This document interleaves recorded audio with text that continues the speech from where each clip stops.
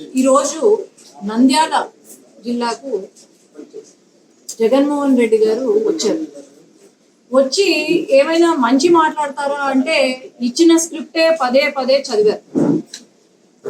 అసలు 5 సంవత్సరాలుగా ముఖ్యమంత్రిగా ఉన్నప్పుడు ఎప్పుడూ కనపడలేదు మా నంద్యాలలో. ఎమ్మెల్యే ఎంపీలకు మినిస్టర్లకు కూడా ఎప్పుడు కూడా అపాయింట్మెంట్లు కూడా ఇవ్వలేని జగన్మోహన్ రెడ్డి గారు ఈ రోజు వచ్చి మాట్లాడుతుంటే ఏమనుకోవాలో అర్థం కావట్లేదు. ఇప్పుడు ఫ్యాక్ట్స్ ఏంటి అంటే, అవును ఖచ్చితంగా తెలుగుదేశం పార్టీ ఇలాంటి సంఘటనలు ఏవైతే ఉన్నాయో ఖచ్చితంగా బాధాకరమైన సంఘటనలు మా ముఖ్యమంత్రి గారు చంద్రబాబు నాయుడు గారు ముఖ్యమంత్రి గారు కూడా కరెక్ట్ గా చెప్పారు. ఏమంటే అయితే నేను మిమ్మల్ని కోరేది, ప్రజలు మనకు అధికారం ఇచ్చారు. అధికారం ఇచ్చింది ప్రతీకారాన్ని తీర్చుకోవడానికి కాదు. మళ్ళీ చెప్తున్నా, ఎమ్మెల్యేలు అవుతాను మనకు అనిపిస్తుంది. ఇన్ని రోజులు వాడు వేధించాడు, నా కార్యకర్తలు ఆనందంగా ఉంటారు, నేను కూడా వేధిస్తే నా కార్యకర్తలు తృప్తి పడతారనుకుంటారు. కానీ అది మాత్రం చేయొద్దండి. మనకు అధికారం ఇచ్చింది ప్రజలకు సేవ చేయడానికి, తప్పులు చేసిన వాడిని శిక్షించడానికి. శిక్షించే బాధ్యత ప్రభుత్వాన్ని. కానీ ఈ సంఘటనకు కారణం ఎవరు? గత 5 సంవత్సరాలుగా ఈ ఎవరైతే ఉన్నారో ఇద్దరు గ్రూప్స్ ఏవైతే ఉన్నాయో, మరి నిన్న శిల్పా చక్రపాణి రెడ్డి గారు ప్రెస్ మీట్ పెట్టారు. మరి ఇక్కడ ఈయనే కదా, ఎవరున్నారు ఆయన పక్కన? ఎప్పుడో నుండి అతను వైసీపీ పార్టీకి సంబంధించిన వ్యక్తి. కేసులు పెట్టి హరాస్ చేసి రెండు వర్గాల మధ్యలో ఒక ఎనిమిటీని ఇంక్రీజ్ చేసి, మరి దీనికి కారణం ఎవరు? శిల్పా చక్రపాణి రెడ్డి గారేనా? ఈనాడు వచ్చి లేదు చంపేశారు అని రాజకీయం చేస్తున్నారు. మరి ఆనాడు మన జిల్లాలో ఒక కానిస్టేబుల్ ని ఎంటబడి చంపితే ఏం మాట్లాడలేదు. అబ్దుల్ సలాం కుటుంబం అందరూ నలుగురు సూసైడ్ చేసుకుంటే ఏం మాట్లాడలేదు. మరి ఈ రోజు కొత్తగా వచ్చారు, డ్యామ్ కూలిపోతే ఇప్పటికీ వాళ్లకు నష్టపరిహారం ఇవ్వలేదు. మరి ఆనాడు లేనిది ఈరోజు లా అండ్ ఆర్డర్ గురించి మాట్లాడుతున్నారంటే, సొంత చిన్నాన్నను చంపితే చెల్లెళ్ళు అన్నా న్యాయం చేయండి అని గత 5 సంవత్సరాల నుండి అడుగుతూ ఉంటే న్యాయం చేయలేని ఆనాటి ముఖ్యమంత్రి జగన్మోహన్ రెడ్డి గారు మరి ఈ రోజు లా అండ్ ఆర్డర్ గురించి మాట్లాడుతుంటే మరి ఏమనుకోవాలా? 2 వర్గాలు, అది వైసీపీ పార్టీలో ఉన్న వాళ్ళు గొడవలు సృష్టించింది మీరే, అన్ని చేసింది మీరే. మరి ఈ రోజు ఈ సంఘటన జరిగింది కాబట్టి, ఇది జరిగింది కాబట్టి ఆయన వచ్చి ఇక్కడ రాజకీయం చేస్తుంటే ఏమనుకోవాలా? ఇది ఖచ్చితంగా మేము ఎందుకంటే స్క్రిప్ట్ చదివారే తప్ప ఇంకా ఏం లేదు. ఆయనకు ఫ్యాక్ట్స్ తెలియదు, అక్కడ ఏం జరిగిందో తెలీదు, ఏమీ తెలీదు. ఈ రోజు తెలుగుదేశం పార్టీ గురించి మాట్లాడుతున్నారు. మరి సంక్షేమ పథకాలు కరెక్ట్ గా అందాయా? జయమన్నంటే జగనన్న అంటున్నారు. మరి ఈ రోజు ఖచ్చితంగా చంద్రబాబు నాయుడు గారు చెప్పింది చేస్తున్నాం. 30 రోజులైంది వచ్చి అధికారంలోకి, అప్పుడేనా ఆయన మాట్లాడేది? అలాగే ఏమన్నంటే మాటకు ముందు మాటకు తర్వాత రెడ్ బుక్ అంటారు. రాష్ట్ర వ్యాప్తంగా రెడ్ బుక్ పాలన సాగిస్తా ఉన్నారు. రెడ్ బుక్ పాలనలో చంద్రబాబు నాయుడు ఆయన కొడుకు రాష్ట్రంలో రెడ్ బుక్ పాలన వాళ్ళు తెరిచి కక్ష సాధింపు చర్యలు వాళ్ళు చేస్తూ ఉంటే, అక్కడి నుంచి మొదలైతే నియోజకవర్గ స్థాయిలో ఎమ్మెల్యేలు, మండల స్థాయిలో మండల నాయకులు, గ్రామ స్థాయిలో గ్రామ నాయకులు, వీళ్ళందరూ కూడా రెడ్ బుక్లు వాళ్ళు తెరిచేసి వాళ్ళు ఊర్లలో ఆధిపత్యం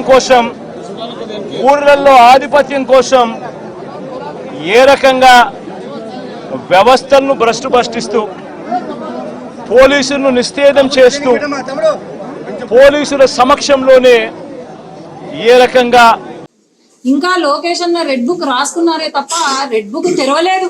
మరి తెరిచిన తర్వాత వీళ్ళది ఏంటి, వీళ్ళ సంగతి ఏందో నాకు అర్థం కావడం లేదు. అనవసరంగా నోరు జారద్దండి. అనవసరంగా వచ్చి ఇలాంటి రాజకీయాలు చేస్తే మాత్రం ఎవ్వరూ కూడా సహించరు.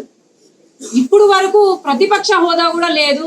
మీరు ఇలాంటి నాటకాలు ఇలాంటి డ్రామాలు చేస్తే మాత్రం ప్రతిపక్ష హోదా కాదు కదా, మీ పొలిటికల్ పార్టీ కూడా లేకుండా పోతుంది.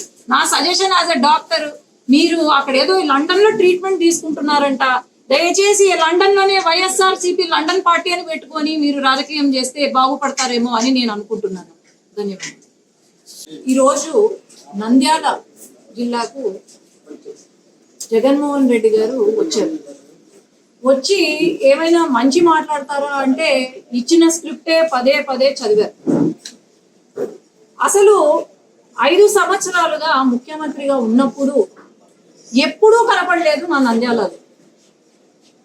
ఎమ్మెల్యే ఎంపీలకు మినిస్టర్లకు కూడా ఎప్పుడు కూడా అపాయింట్మెంట్లు కూడా ఇవ్వలేని జగన్మోహన్ రెడ్డి గారు ఈ రోజు వచ్చి మాట్లాడుతుంటే ఏమనుకోవాలో అర్థం కావట్లేదు. ఇప్పుడు ఫ్యాక్ట్స్ ఏంటి అంటే, అవును ఖచ్చితంగా తెలుగుదేశం పార్టీ ఇలాంటి సంఘటనలు ఏవైతే ఉన్నాయో ఖచ్చితంగా బాధాకరమైన సంఘటనలు మా ముఖ్యమంత్రి గారు చంద్రబాబు నాయుడు గారు ముఖ్యమంత్రి గారు కూడా కరెక్ట్ గా చెప్పారు. ఏమంటే అయితే నేను మిమ్మల్ని కోరేది, ప్రజలు మనకు అధికారం ఇచ్చారు. అధికారం ఇచ్చింది ప్రతీకారాన్ని తీర్చుకోవడానికి కాదు. మళ్ళీ మళ్ళీ చెప్తున్నా, ఎమ్మెల్యేలు అవుతానని మనకు అనిపిస్తుంది. ఇన్ని రోజులు వాడు వేధించాడు, నా కార్యకర్తలు ఆనందంగా ఉంటారు, నేను కూడా వేధిస్తే నా కార్యకర్తలు తృప్తి పడతారనుకుంటారు. కానీ అది మాత్రం చేయొద్దండి. మనకు అధికారం ఇచ్చింది ప్రజలకు సేవ చేయడానికి, తప్పులు చేసిన వాడిని శిక్షించడానికి, శిక్షించే బాధ్యత ప్రభుత్వాన్ని.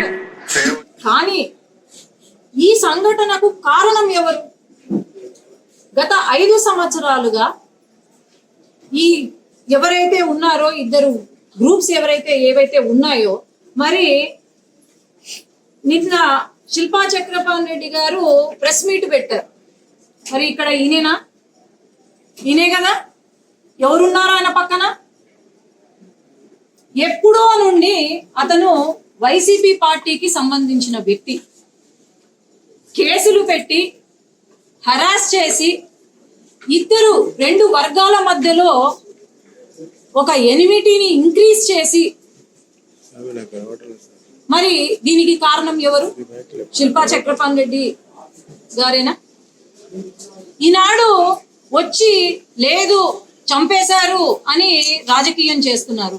మరి ఆనాడు మన జిల్లాలో ఒక కానిస్టేబుల్ ని ఎంటబడి చంపితే ఏం మాట్లాడలేదు. అబ్దుల్ సలాం కుటుంబం అందరూ 4 సూసైడ్ చేసుకుంటే ఏం మాట్లాడలేదు.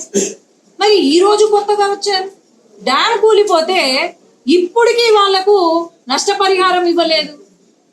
మరి ఆనాడు లేనిది ఈ రోజు లా అండ్ ఆర్డర్ గురించి మాట్లాడుతున్నారంటే, సొంత చిన్నాన్నను చంపితే చెల్లెళ్ళు అన్నా న్యాయం చేయండి అని గత 5 సంవత్సరాల నుండి అడుగుతూ ఉంటే న్యాయం చేయలేని ఆనాటి ముఖ్యమంత్రి జగన్మోహన్ రెడ్డి గారు మరి ఈ రోజు లా అండ్ ఆర్డర్ గురించి మాట్లాడుతుంటే మరి ఏమనుకోవాలా?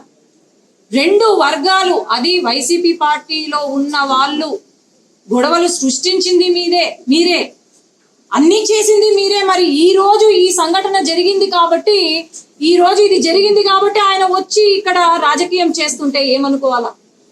ఇది ఖచ్చితంగా మేము ఎందుకంటే స్క్రిప్ట్ చదివారే తప్ప ఇంకా ఏం లేదు. ఆయనకు ఫ్యాక్ట్స్ తెలియదు, అక్కడ ఏం జరిగిందో తెలీదు, ఏమీ తెలీదు. ఈ రోజు తెలుగుదేశం పార్టీ గురించి మాట్లాడుతున్నారు. మరి సంక్షేమ పథకాలు కరెక్ట్ గా అందాయా? జయమన్న అంటే జగనన్న అంటున్నారు. మరి ఈ రోజు ఖచ్చితంగా చంద్రబాబు నాయుడు గారు చెప్పింది చేస్తున్నాం. 30 రోజులైంది వచ్చి అధికారంలోకి, అప్పుడేనా ఆయన మాట్లాడేది? అలాగే ఏమన్నంటే మాటకు ముందు మాటకు తర్వాత రెడ్ బుక్ అంటారు.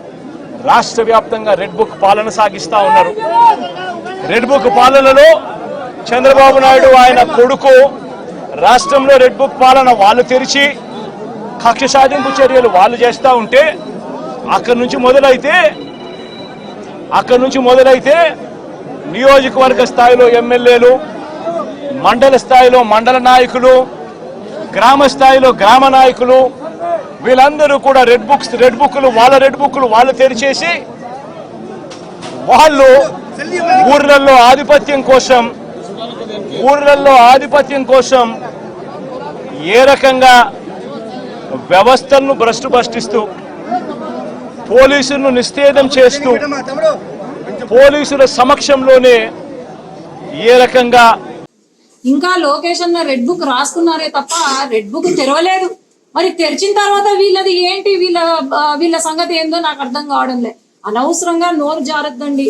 అనవసరంగా వచ్చి ఇలాంటి రాజకీయాలు చేస్తే మాత్రం ఎవ్వరూ కూడా సహించరు.